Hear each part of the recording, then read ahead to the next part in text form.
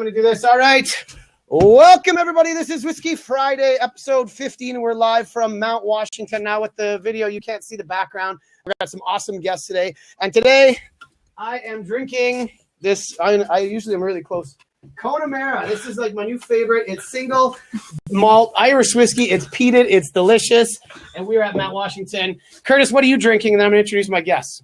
All right. Well, actually, we're doing something special today. It's Ballantine's Finest. Ooh. This is out of Chantel's Guido's liquor cabinet from like 20 years ago. So this is going to be amazing. We're really looking forward to that. And I think Chantel's going to be joining in the fun later on. So, there she is. Hey, Chantel. All right, cool. So today, you guys won't see too much of me, but I've got some awesome guests today, and I'm going to talk in here for a second. I'm going to talk here, and then I'm going to get out of the way. I got some awesome guests, and today we're talking creativity. We came up to Mount Washington to get away. We're doing some fun stuff, and we just had a little powwow session talking about how, you know, artists usually struggle, that whole idea of starving artists. We want to get around that and talk about some people just doing some kick-ass stuff, and these guys have just started this new movement, this new, what's it called, an upwising around arts, and we've got some cool artists. We're talking about stuff, and I'm going to introduce them. They're going to talk about the project they're doing. You won't see much of me. I'll pop in just weirdly like this, and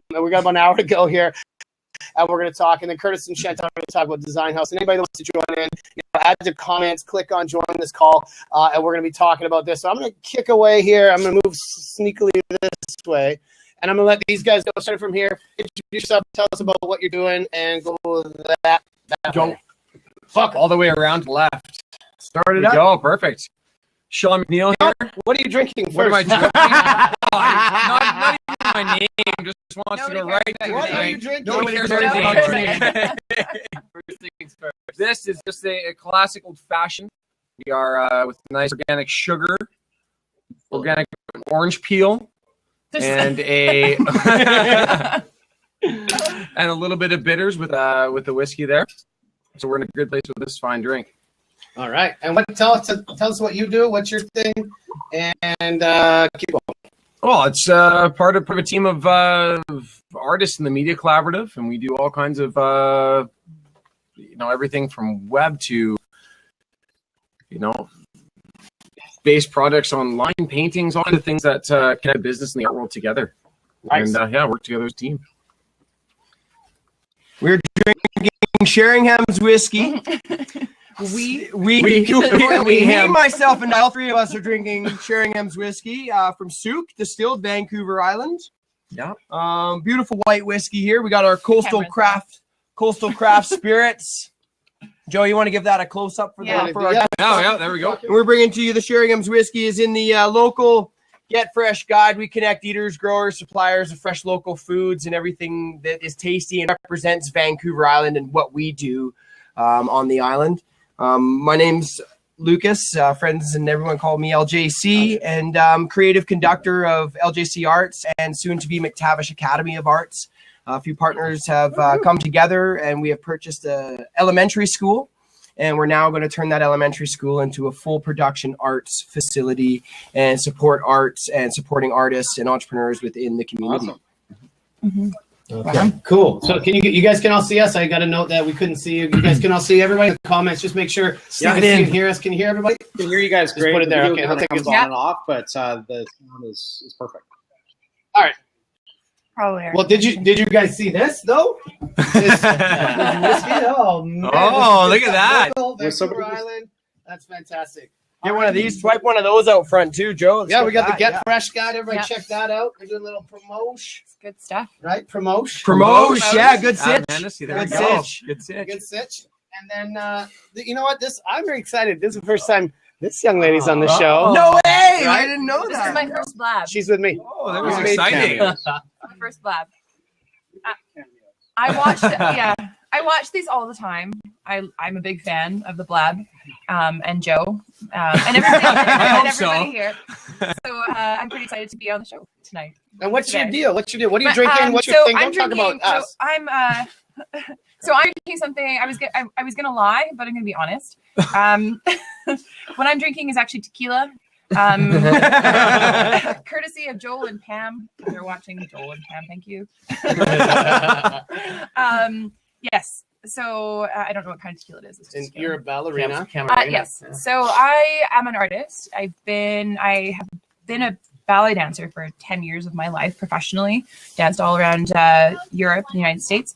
Now I live in Victoria, and I still dabble in the arts. I teach ballet, and I am a big supporter of what these guys are doing, because I think it's very badly needed on the island. So I'm very excited to actually talk about this more in depth today. So, Cool. yeah. Cool. We got some here now. This young man right here. Oh. Keep it going. Hello, I'm drinking an old fashioned made with bullet bourbon. And and my name's Andrew. I work with a good friend and mentor and musician, Drew Betts. And he has a couple of online music education websites where we do electronic music education.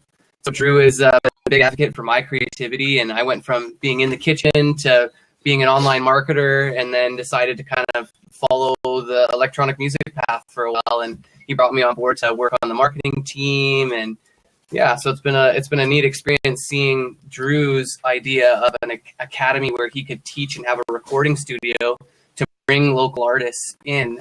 And now we have that vessel with the McTavish Academy of Arts. So it's been a cool to be a contributor with that. Wonderful. Now I'm gonna jump back in. Ooh. Hi, how you doing? I'm Joe Joe. Gerard. He's the looks of Blab. The microphone's over here, anyways. The first thing I'm going to talk to these guys about, I want to bring up this idea of, this misconception of art and business. I don't mean to cut you out. You can hear it here. But the misconception of art and business, and that, if you're going to be an artist, you're going to have to struggle. You have to be what we call a starving artist. And it's the same kind of lie that we tell ourselves as entrepreneurs or startup businesses, that you have to be, it's that starving entrepreneur. And sometimes artists don't take themselves seriously enough to say, hey, this is worth some money. And so these guys are doing something from an entrepreneurial mindset, from an excellence mindset, that I think is just badass. And I want them to kind of talk about that, like why they're creating this thing, this upwising, this movement, this, let's rally around talent and create a revenue opportunity. Let's create opportunity for everybody, because money, just to be honest, money does make the world go round. And I'm in sales, I'm in business. We do lots of like what we call businessy stuff, but these guys are doing real business, and artists can do real business. And that's what I want to sort of start off with and talk to you guys about that. Where did this come from? Where did this idea sort of germinate from? What's going to happen? Where are you taking it? I'm going to step away slowly. I love it. Whoever wants to go. Well, light it up. Yeah.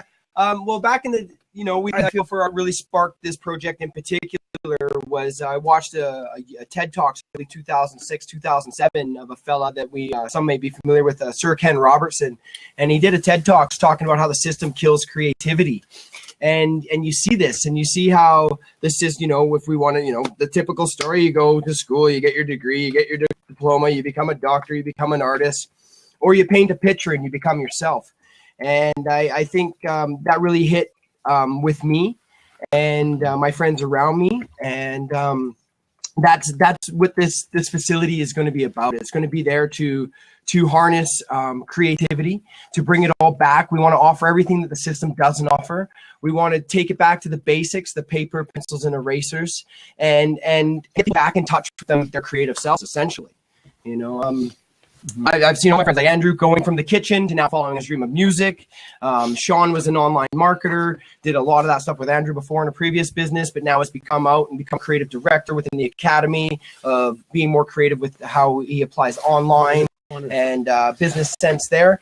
And I want to be in this. And this is like far as people just don't follow their creative passion. I think bottom line, like we go to work and we lose it in the 9 to 5. We're in our car, we're in the office, we're under fake light all day, and people just don't paint, they don't draw, they don't play the guitar, they don't dance, they don't sing, and all these things need to be just as important as mathematics and literature and physics and science, and all this stuff is just as important. If physics makes you happy, then awesome. Like that's great. We do, the world needs physicists and things, and we also need dancers, and we also need cooks, and we also need painters and sculptors and snowman makers, and Joe Gerards.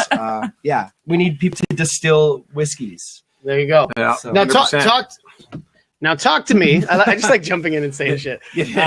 You guys, okay, so weird. The video keeps cutting out for some reason, but that's, you know what, screw it. Talk to me for a sec. I'm just going to stand here and just ask questions. I want to know about sort of what the project is. I want the details of this project, what you guys were doing before, how this idea came about, what it is that you're actually doing. I think people are asking about this. And people are going to want to see links. So we're going to post some links at the end and how you can get in touch with these guys. But maybe you guys just talk about the sort of the idea, like what you're doing with it, what your plan is with it, what that vision looks like. And I'm going to go this way. Yeah, I mean, this has been in a gestation period for like 10 years of connecting with a few different friends and mentors and just business partners that just started realizing that, 10 years ago, we all have these creative passions that we want to move into something together. And it's taken 10 years to get to this point, but leading up to that has been work with various different organizations, whether it's just, dipping our toe in or jumping in full go with these places and learning, like one of them being the Zajac Ranch in Vancouver. And it's a children's ranch that our good friends, Carl and Joel, have got a part of, and we all joined on to work with kids and do these events and all kinds of pieces like that to really realize that the outlet for children with the disabilities has been art and the art form and their release and the connection the parents have had to that. And so working with that project, and then our partner with the Academy, Carl, has a building in Ontario that is for at-risk youth. And that next project stepped up to be the connection between the community and how you take kids off the street into giving them the creative tools to work in the job, to work in some kind of positive contributing aspect to the community. And one of those things we did there is as simple as taking a screen printing press. We took a screen printing press to Nicaragua, and we plugged that into our good friend Monty with Monty Surf Camp. Check it out. Super sick place. But we took a screen printing press down there, and then the local women screen print shirts for the surf camp and other things and sell them to tourists, right? Job creation. Now we just, and also you're able to draw, print that shirt, sell it. Like right there, we've got artists and entrepreneurship. I think it's one of the most simple models. We did the same thing in Hamilton, brought in a screen press, got these kids to start doing their art. Now they're out hustling their shirts to their friends and to their warm market. And they're showing, oh, wow, I can get paid off of my creative efforts. You're not just a coffee shop artist. Like you can hang your stuff in a coffee shop all day long, but unless you sell it all out in a day, you're not going to be motivated to transform your life to go full time as an artist. And I think that's a big part of like what Sean was speaking of. Living Rock is the foundation in Hamilton that we work with and our good friend Carl works with. And yeah, taking the at youth risk and bringing them in and showing them. And they feel good too, though. Like you feel good when you're doing something creative. It's not just like, you feel high. Natural serotonin. Love it. Yeah. No, I just made myself. Oh yeah. There you go. I get to be the host with the most. Kurt, now I'm going to kick it back because now you guys have talked for a couple minutes and you're going to probably get a refill. So that's perfect. I watch your step. Curtis, talk to us about you guys. I mean, this is one of the things that we talked about was like you guys have a salon. You run Design House Salon in Victoria, you and your wife, and it starts from the art first. But you guys have built a really fucking cool business around an art form and stayed true to things that you guys are really passionate about, the sustainability and all that. And maybe talk about that for a second, about how you guys were able to build, like everybody calls a real business, but still maintain that consistency of the art form. Talk about that. Yeah, sure. And then Chantel will join us after as well. Sure. And Chantel will have some really good insight on that because, I would say from, although she is quite a brilliant business mind, she is quite artistic as well. So, I think she'll have some amazing things to talk about on this subject later on. From my perspective, I would say I'm more on the business side, the numbers side. For me, I'm a little bit more comfortable with that. So we make a good team in the fact that, Chantel is, boots on the ground, artist behind the chair. She definitely does a lot of the numbers as well, but, it gives me an opportunity to kind of be just a little bit outside of it. Plus, from a really cool perspective, sometimes I get pulled in on the artistic side. So I sometimes help with some of the fashion shoots, some of the hair stuff. I give my ideas. I can talk a little bit more about I can express my creativity in other ways. That's kind of fun because I'm not a hairstylist, so it's kind of neat. But, definitely we have a lot of experience in this field in the fact that, hairstyling is definitely known as an artistic expression. They're definitely artists. They're craftspeople. And you know what? It's a good subject because artists and craftspeople don't always make really great business owners. They might be really great at doing art, but you know the business side is sometimes a little bit difficult. But at the same time, it's also, I would say, sometimes difficult for business owners to be creative and artistic. And so, 100%. yeah, like I've got a little bit to say about that, and we can intermix that with it. But is maybe with one of the guys, is one of the guys there maybe that can talk about, you know, their experience as being more of an artist than a business person, or maybe somebody saying, you know, more of a business person than an artist, and that some of the struggles that they've gone through? Yeah, and that's actually a really good point. I wanted to jump in that because one of the things we were talking about, and just so you guys know, we've had a few whiskeys before this show, so this is absolutely perfect. And we've already jumped in the snow a few times. But one of the things that we talked about is this whole idea of like, you don't have to do everything on your own. And that's why I love that you and Chantel have this really cool partnership where, you know, you guys are working together and you're filling the gaps of things that, you know, and you're finding people in your network. You're surrounding yourself with cool people that help you make, you know, find those shortcuts and find those things that you don't have to try and do everything. And I think sometimes when artists are trying to do a business is they think, well, now I got to learn all the business shit. It's not true. And then as an entrepreneur, you think, well, now I got to get really creative and design and do this and this and this. But imagine what happens. That's the word we're going to talk about today. Remember Pee Wee's Playhouse? Today's word of the day is imagine. Imagine! So today's imagine.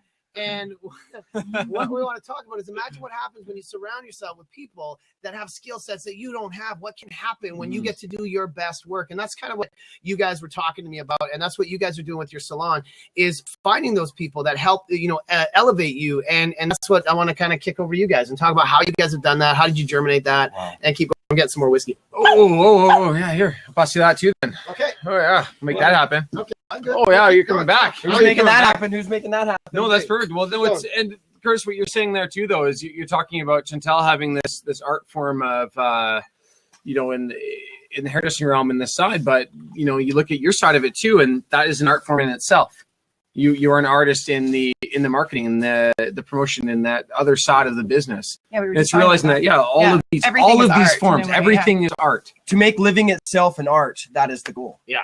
And I think at the end of the day, totally. And it's teaming with people that you know, it's realizing where your strengths and your passions lie, and moving forward with those avenues, and then partnering yourselves with people that have complementary assets to that in terms of creativity and business, and finding those people and putting that mindset out towards, hey, you know what, this is what I want to do. I would love somebody who can do this other 50% with me, and we're both passionate about the same thing. And those talents merge. It's hammer to have friends that are also mentors. Yeah, hammer. Like friends that are mentors. And I believe in mentorship hugely. You know, big time. I'm fortunate enough that I did go a bit to business school, and I did work in business for a lot of cool business people that are mentors. And they said, you got to sell your own thing. And it just happened to be a painting. So then it was like, all right, let's run. You know, let's run. And we've been running now for 8 years since we painted our first painting. I didn't go to art school by any means, you know, not at all. I was fortunate enough. My father took me to a lot of museums and things when I was younger, and I think I absorbed it then, but let it out in my late 20s. And within 8 years, we go from a painting to now a full-blown 18,000 square foot art academy with 4 acres of land where we can grow our own sustainable foods, feed the creative brain, and now share that with the rest of the community. That's really cool. Yeah, leveraging different opportunities, you know, to really build something that's an incredible movement. I like how, you know, we love taking that step too, to kind of moving towards food and stuff like that with sustainability. You know, creating that arc of leverage with including other industries and getting different kind of fun things out of it. You know, really gives some balance and character to what you're offering. I love that. Absolutely. You know what I like what you're talking about leverage and connecting and being able to, I think, partners and the word that you use, the word we always talk about is fun. Because I think I don't know if you guys can tell. Imagine. Yeah! Imagine what it's like. You're Today's word is. surrounded with people that are having fun, that are doing their best work, and what can happen with your business. And maybe you guys talk about this is how you guys decide to say, hey, you know what, you're doing cool stuff here, I'm doing cool stuff here. How do we then combine these talents? How do we combine this stuff and still smash those beauties and allow yourself to still have fun and get like really high level stuff done? Because this is again not just like an idea or a project. These are real revenue models. These are real businesses. And I want to kind of over the next little bit, I want to touch on the real business model around what you guys are doing, because I think for a lot of people that are artists, they're going, well, yeah, that's good for them, but how does it work for me? And that's the kind of advice I'm looking for, is how do you leverage, how do you have fun, how do you create real, like so-called real things out of stuff that you're just passionate about? And I'm going to go and answer some comments here. For sure. Well, like I think personally, like the biggest piece for me coming into this realm as more of a, as opposed to the quintessential creative background, is more of a business background and marketing background coming into this world and turning that into an art form, in the realm that two things I find the hardest for people coming in this world is, one, releasing like the attachment and the ego side to your art form and those pieces to be able to work with people. And then two, being able to quantify what you do in a dollar value to other people. And those two pieces are the hardest form and shift for a lot of artists to move into making their art form and their passion a business, is how do I release attachment and work with other people, and how do I sell myself as a dollar value to other people? And those two pieces are hugely challenging for marrying art and entrepreneurship and business together. I find a lot of artists though surround themselves with naysayers, unfortunately, you know, become a product of your environment, surround yourself with uplifting people. 100%. Like, people say, oh, that's a lot of work. It's like, well, we already know that. So like go on, like move on. Yeah. But it's a product of your environment, and it's amazing the success you'll receive when you don't care who gets the credit.